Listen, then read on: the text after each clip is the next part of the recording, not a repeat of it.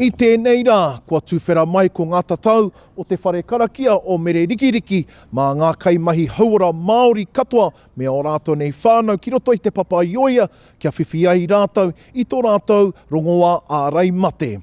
Ahakoa te ā mai o etahi i tai kaha tonu mai ko ngā hapori ki roto i te papaioia ki tēnei wāhi i tēnei rā.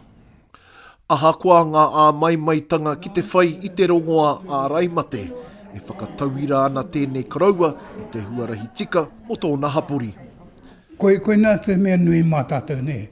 Mā ngā hikoitanga o te kaumātua, ka kite te rangatahi a rātou e hikoi ana, ko pai haere rātou i a ngā kaumātua.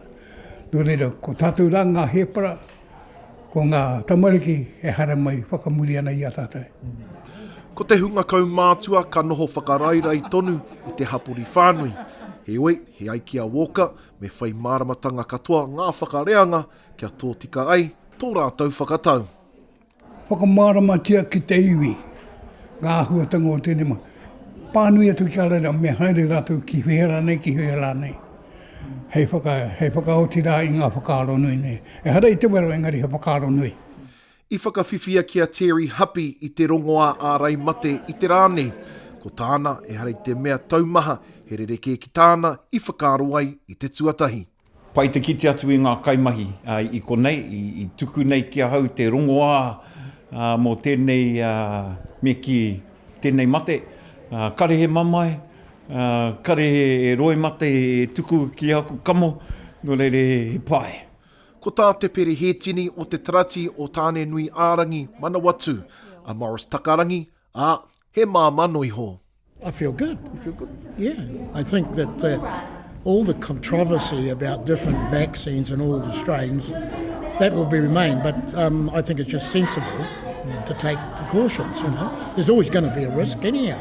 Ko tā te kōrero o Boni Mate Haere, te kai whakahaere take mate karauna o te poari hauara o Manawatu, he mea nui ki te whakangāwari i ngā whakaaro a te hapori, mā te hanga i tētahi wāhi haumaru mō rātou katoa. Oh, yeah, awesome to see. And do you know what? I think despite what everyone was thinking, our kaumātua are actually our champions for this COVID process. And it's really good to see. And everyone that I've spoken to, every kaumātua, they've just said to me, I'm doing it for my moko. So, yeah, it's lovely. Hei tika ana te karanga, kia hara mai. Kia kore ai tātou e hinga i wanganui a tātou anō.